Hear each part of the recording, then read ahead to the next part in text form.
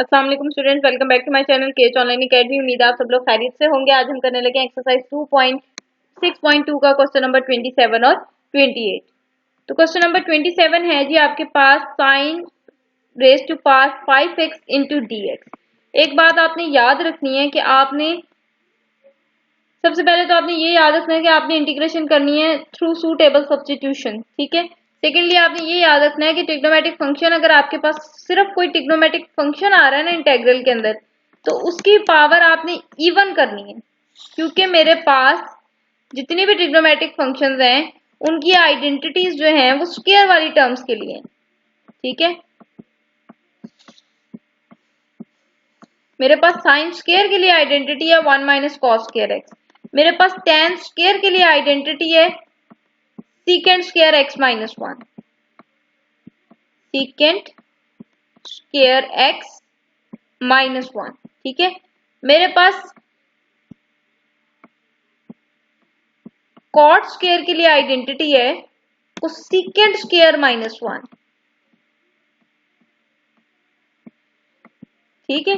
तो आप देखो कि जितने भी ट्रिग्नोमेट्रिक फंक्शन हैं उनके लिए मेरे पास आइडेंटिटीज उसी वक्त बनेंगी जब उनके ऊपर पावर 2 हो, ठीक है।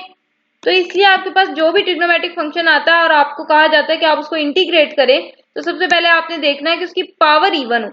अगर पावर इवन नहीं है तो इवन बना ले। अगर पावर इवन नहीं है इसका मतलब ऑड है। ऑड से आप इवन कैसे बनाते हो कि एक आप साइड पे कर लो, बाकी पावर्स आप साइड पे कर लो। तो 5 में से जब एक साइड पे करोगे तो बाकी कितनी रह जाएंगी 4। आपके पास आ जाएगा साइन एक्स की पावर 4, ठीक है। उसके बाद इस पावर 4 को मैं लिख सकती हूँ स्क्वायर का स्क्वायर, ठीक है। अब साइन स्क्वायर जो है वो मेरे पास इक्वल होता है 1 माइनस कॉस स्क्वायर एक्स के। तो साइन स्क्वायर की जगह मैंने लिख दिया 1 माइनस कॉस स्क्वायर एक्स, ऊपर वाला स्क्वायर एज इट इज, और आगे मेरे पास लिखा हुआ है साइन एक्स डीएक्स। अब आप ये स्क्वायर का फॉर्मूला ओपन कर लें। जब आप फॉर्मूला ओपन करेंगे तो पहली टर्म का स्क्वायर प्लस दूसरी टर्म का स्क्वायर, दूसरी टर्म मेरी कॉस स्क्वायर है इसका स्क्वायर, ठीक है।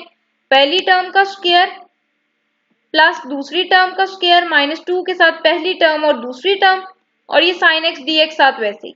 तो 1 का स्क्वायर मेरे पास आ जाएगा 1, कॉस स्क्वायर का स्क्वायर करेंगे तो कॉस 4x, और ये 2 1 जा 2 हो जाएगा तो 2 कॉस स्क्वायर एक्स आ जाएगा, साइन एक्स डीएक्स आपके पास साथ वैसे ही।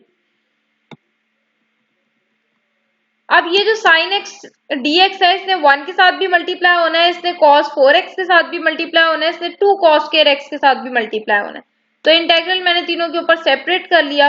उसके बाद आपको नजर आ रहा है कि अगर मैं ये पावर छोड़कर देखूं तो कॉस का डेरिवेटिव आगे पड़ा है, पावर छोड़कर अगर देखूं तो कॉस का डेरिवेटिव आगे पड़ा है। तो फिर जिसका डेरिवेटिव आपके पास पड़ा है उसको आप लेट कर लें टी के इक्वल। मैंने कॉस एक्स को लेट कर लिया टी के इक्वल, ठीक है। अब आपने ये नहीं कहना कि साइन का डेरिवेटिव भी तो कॉस होता है, तो फिर हमने साइन को क्यों नहीं टी के इक्वल लेट किया। आपने ये फॉर्मूला भी साथ जहन में रखना है कि आपके पास एफ ऑफ एक्स के ऊपर पावर होती है एन, और साथ आपके पास लिखा होता है एफ डैश ऑफ एक्स, ठीक है। इसकी मैं पावर छोड़कर देखूं, पावर छोड़कर आपके पास एफ ऑफ एक्स का आगे डेरिवेटिव होना चाहिए। इसकी पावर छोड़कर देखूं तो आगे डेरिवेटिव है इसका। अगर आप देखोगे साइन का डेरिवेटिव कॉस एक्स होता है, कॉस की पावर 4x नहीं होता, इसलिए आपने कॉस एक्स को लेट करना है टी के इक्वल, ठीक है। तो कॉस का डेरिवेटिव आपके पास आ जाएगा माइनस साइन एक्स, टी का डेरिवेटिव लेंगे तो आपके पास आ जाएगा D T by D x. उसके बाद ये dx यहाँ डिवाइड हो रहा है, इधर आके साइन एक्स के साथ मल्टीप्लाई हो जाएगा। यहाँ आपके पास माइनस है, इसको दूसरी साइड पे शिफ्ट कर लें, ठीक है। तो आप देखो आपके पास साइन एक्स डीएक्स किसके इक्वल आया, माइनस डी टी के। तो इसकी जगह पर मैंने लगा दिया माइनस डी टी। कॉस को आपने लेट किया था टी के इक्वल, ऊपर पावर 4 है तो यहाँ पर पावर 4 आ जाएगी। साइन एक्स डीएक्स आपके पास इक्वल था माइनस डी टी के। यहाँ से ये 2 कांस्टेंट है, मैंने इंटीग्रेशन से बाहर निकाल लिया। कॉस स्क्वायर है तो इसका मतलब मेरे पास आ जाएगा टी का स्क्वायर, और यहाँ साइन एक्स डीएक्स मेरे पास इक्वल है माइनस डी टी के। उसके बाद ये माइनस इंटेग्रल से बाहर निकाल लिया, माइनस को इंटेग्रल से बाहर निकाल लिया, ये माइनस और ये माइनस आपके पास प्लस हो जाएगा, और अंदर आपके पास रह जाएगा 2t square into D T. उसके बाद आप इंटीग्रेट कर लें। जब आप डी टी को इंटीग्रेट करेंगे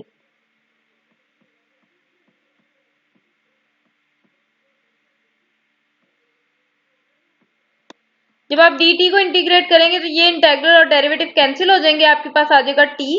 इसको इंटीग्रेट करोगे तो पावर में एक ऐड करोगे, उसी से डिवाइड, आपके पास आ जाएगा t की पावर 5/5। और जब इसको इंटीग्रेट करेंगे तो पावर में एक ऐड करेंगे, उसी से डिवाइड। ठीक है, अब t आपके पास था क्या, cos, तो आप t की जगह पर लिख लें, ये आपके पास है cos x। t की पावर 5 है, इट मीन्स कि आपके पास आ जाएगा cos की पावर 5x, और नीचे जो 5 है वो आपके पास एज इट इज। आगे आपके पास लिखा हुआ है +2/3, t की पावर 3 है, t आपके पास था cos x, तो ये आपके पास आ जाएगा cos3x, और आगे आपका कांस्टेंट ऑफ इंटीग्रेशन जो है वो 7 वैसे। ठीक हो गया। नेक्स्ट है जी आपके पास क्वेश्चन नंबर 28। क्वेश्चन नंबर 28 में भी देखें कि आपके पास पावर ऑड आ रही है, तो मैंने एक cos x साइड पे कर लिया, बाकी कितने रह गए मेरे पास 6, तो ये मैंने लिख लिया cos 6x। ठीक है, अब cos 6 को मैं लिख सकती हूँ cos स्क्वायर का क्यूब।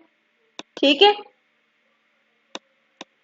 स्क्वायर अंदर और 3 मैंने बाहर रखा है, क्यों, क्योंकि आपके पास जो है cos स्क्वायर के लिए आइडेंटिटी है। अगर आप 3 अंदर रखोगे 2 बाहर रखोगे 6 तब भी बन जाएगा, लेकिन आपके पास cos क्यूब के लिए आइडेंटिटी नहीं है, cos स्क्वायर के लिए आइडेंटिटी है, तो स्क्वायर आपने अंदर रखना है, क्यूब आपने बाहर रखना है। अब cos स्क्वायर आपके पास होता है 1 - sin स्क्वायर, और ऊपर पावर 3 है, तो पावर 3 का अब आप फॉर्मूला ओपन कर लें।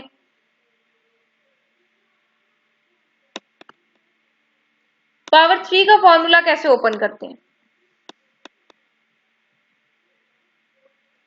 आपके पास अगर लिखा है a - b की पावर 3, तो इसका फॉर्मूला आप कैसे ओपन करते हो, आप कहते हो a की पावर 3 माइनस b की पावर 3 माइनस 3ab, और साथ आप ये लिख देते हो, साथ आपके पास आ जाता है a - b। ठीक है, आप करते हो पहली टर्म का क्यूब माइनस दूसरी टर्म का क्यूब, -3 के साथ पहली टर्म और दूसरी टर्म, और उसके बाद साथ आप ये वाली चीज लिख देते हो पावर को छोड़ के। ठीक है, तो यही मैं काम करने लगी हूँ, पहली टर्म का क्यूब, यहाँ पर ये मेरा a है और ये मेरा b है।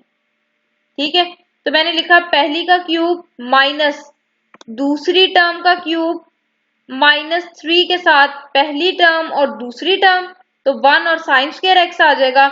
उसके बाद ये जो आपके पास लिखा होता है, इसको आपने साथ मल्टीप्लाई कर देना है पावर को छोड़ के, तो आपके पास आ जाएगा 1 - sin square x cos x dx साथ वैसे। तो 1 की पावर 3 लेंगे 1, साइन स्क्वायर की पावर 3 लेंगे sin 6x, ये आपके पास 3 × 1 = 3 sine square x, 3 sine square x को 1 से मल्टीप्लाई करेंगे, आपके पास आ जाएगा 3 साइन स्क्वायर x। ये माइनस और ये माइनस आपके पास प्लस हो गया, 3 × 1 = 3, 3 को साइन स्क्वायर से किया 3 साइन स्क्वायर, 3 साइन स्क्वायर को साइन स्क्वायर से किया, आपके पास आ गया 3 साइन की पावर 4x।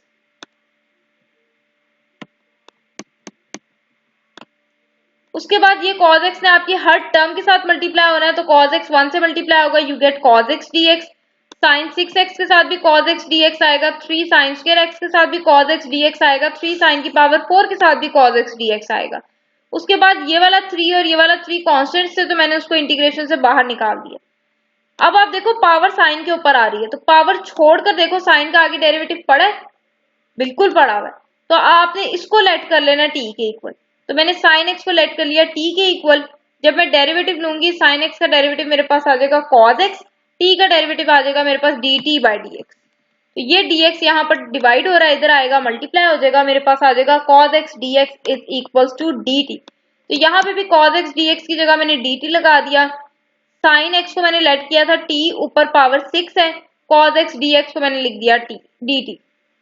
-3 मेरे पास वैसे ही साइन स्क्वायर x है, तो फिर मेरे पास ये आ जाएगा t का स्क्वायर, क्योंकि साइन x को मैंने लेट किया t, तो अगर साइन का स्क्वायर है तो यहाँ पे t का भी स्क्वायर आ जाएगा, और cos x dx को मेरे पास आया dt।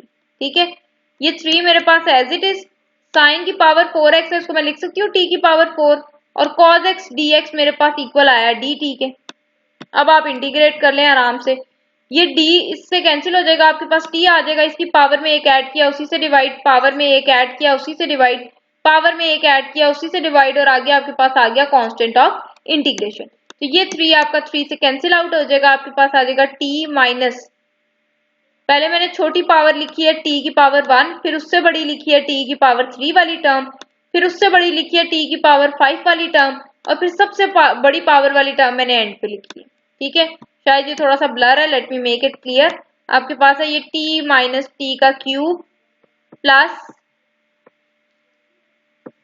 3/5 t की पावर 5 माइनस t की पावर 7/7 प्लस c। ठीक है, उसके बाद t आपका था क्या, आपने साइन x को लेट किया हुआ था, तो यहाँ पर भी साइन x लगा दो, यहाँ पे भी लगा दें, यहाँ पे भी लगा दें और यहाँ पे भी लगा दें। ठीक है जी।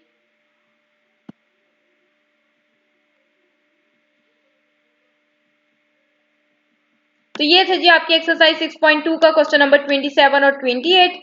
29 और 30 जो है वो थोड़े से लेंथी भी हैं और थोड़े से डिफिकल्ट भी हैं, और आई थिंक सो वो दोनों क्वेश्चंस में आपके पास एक आइडेंटिटी यूज होनी है, तो फिर उन दो क्वेश्चंस को हम इंशाल्लाह अपने नेक्स्ट लेक्चर में करेंगे। आज के लिए इतना ही काफी है। Thanks for watching.